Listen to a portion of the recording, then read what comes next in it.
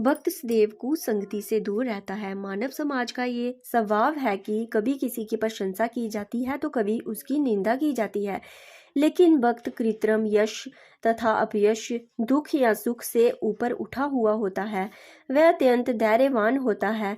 वह कृष्ण कथा के अतिरिक्त कुछ भी नहीं बोलता, अतः उसे मौनी कहा जाता है। मौनी का अर्थ ये नहीं कि वह बोले नहीं, अपितु ये है कि वह अनर्गल आलाप न करे।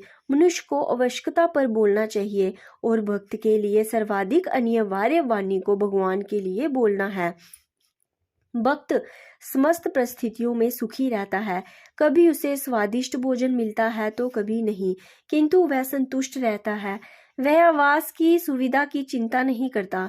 वह कभी पेड़ के नीचे रह सकता है तो कभी अत्यंत उच्च प्रसाद में, किंतु वह इनमें से किसी के प्रति आसक्त नहीं रहता।